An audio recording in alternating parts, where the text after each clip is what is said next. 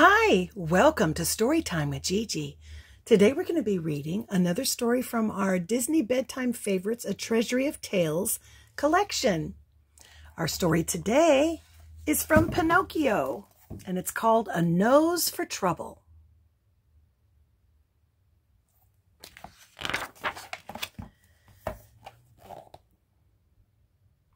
School was out for the day, and Pinocchio was ready to have some fun.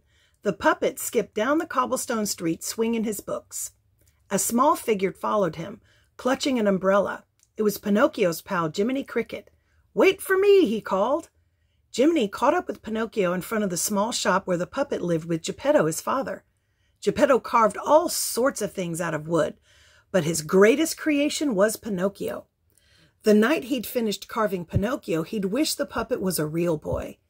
Then the Blue Fairy appeared and brought Pinocchio to life. If the puppet proved himself worthy, someday he'd become a real boy. Jiminy hopped onto Pinocchio's shoulder and they went into the shop. "Father, I'm home," Pinocchio called. The only answer was the tick-tock of a dozen clocks. "Father?" Pinocchio asked. He went into the next room and found Geppetto seated at a workbench. The woodcarver looked up, surprised. "Hello, son," he said. "I didn't hear you come in. You know how it is when you're working." "What are you making?" Pinocchio asked. "A cuckoo clock," Geppetto replied. "I even brought home a live bird for a model. That way I can carve the cuckoo just right." He pointed to a bird cage.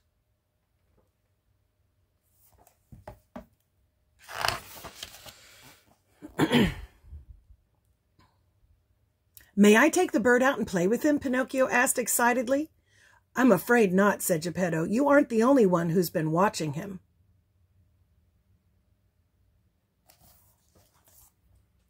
Geppetto nodded toward Figaro the cat, who was following the cuckoo's every move. "Please," begged Pinocchio, "I'll be careful." "I'm sorry, son," Geppetto said gently. "I wouldn't want Figaro to chase him." Pinocchio spent the afternoon in the workshop. Every few minutes he glanced up at the bird cage and imagined what fun it would be to have the cuckoo perch on his finger. Pinocchio had never held a live bird before, and he was very curious to find out if it would sing to him. Would it sit on his shoulder and go wherever he went, he wondered. But there's Figaro with her tongue sticking out.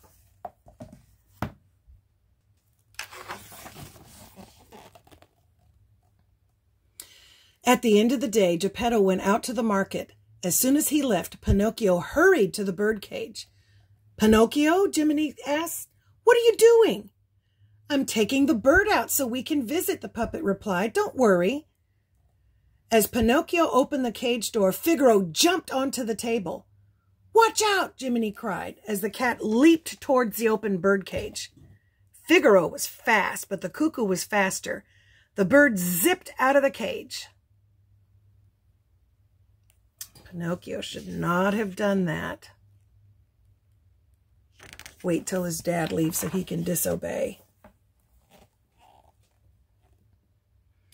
Crash! Figaro hit the side of the cage.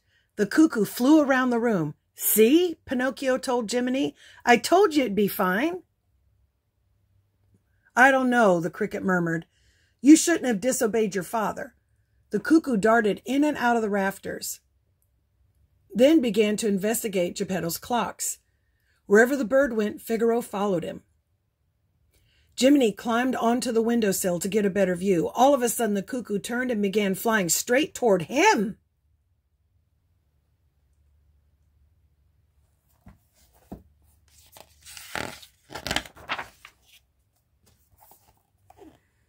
"Look out!" cried Pinocchio.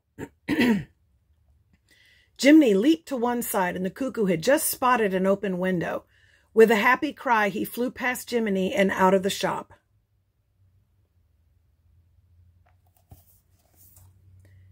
Just then, Geppetto walked in. He glanced at the empty birdcage. "Pinocchio," he yelled, "I told you not to open the cage. Now look what has happened. I'm very disappointed."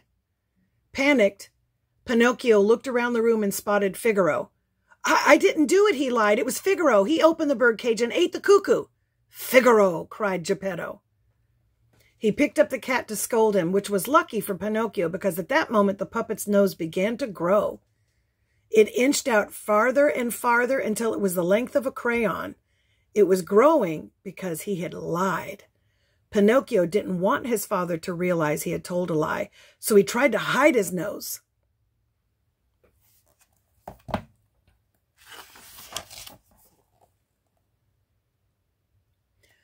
"Father," Pinocchio said, "I think I'll go to bed early tonight. I'm not feeling well." By the time Pinocchio had gotten under the covers, his nose had grown another inch because he told another lie. He wasn't sick.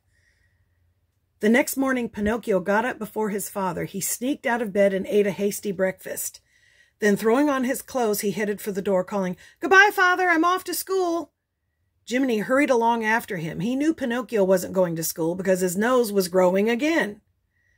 "Pinocchio," Jiminy said, "you must start telling the truth." "I can't," cried Pinocchio. "I'll get into too much trouble." Pinocchio hurried through the village asking people if they'd seen the cuckoo. Then he climbed the bell tower and looked out across the sky. Next, he bought a birdhouse and some seeds, hoping the cuckoo would stop by for a snack. But he didn't have any luck. Wherever Pinocchio went, Jiminy Cricket followed along, trying to convince him to tell the truth, but Pinocchio wouldn't listen. And look at his nose getting bigger and bigger.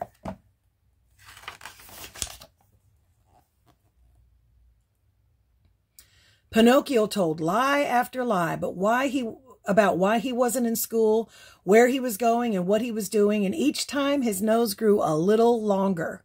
Good heavens. At the end of the day, Pinocchio's nose was longer than ever before, and he still hadn't found the cuckoo. "Maybe you're right," Pinocchio said with a sigh. "It's time to tell the truth." The puppet began to walk back through the streets of the village. Jiminy had to run ahead to clear a path. At last, they got home, with Pinocchio arriving several seconds after Jiminy and his nose. "Figaro didn't really eat the cuckoo," Pinocchio told his father. "I'm the one who opened the bird cage and the cuckoo flew away.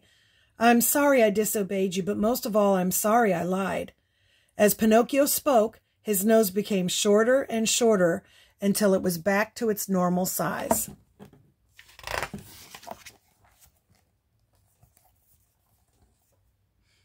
"I'm glad you finally told the truth," said Geppetto, "and now I have something to show you." He led Pinocchio inside where something sat on the table, covered with a sheet. Had his father finished carving the clock? Geppetto drew aside the sheet, and under it was a bird cage with the cuckoo inside.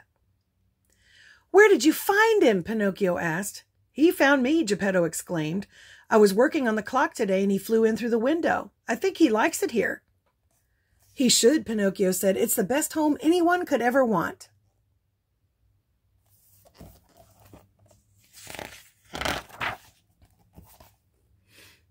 After dinner, the cuckoo began to chirp. Geppetto played his concertina while Pinocchio and Figaro danced. Before long, night had fallen. Pinocchio yawned. "I think it's time for bed," Geppetto said with a smile. Pinocchio gave his father a hug and got into bed. The cuckoo sang sweetly, and everyone drifted off to sleep. And that's our story. I hope you liked it. Make sure that you like and subscribe and share with your friends.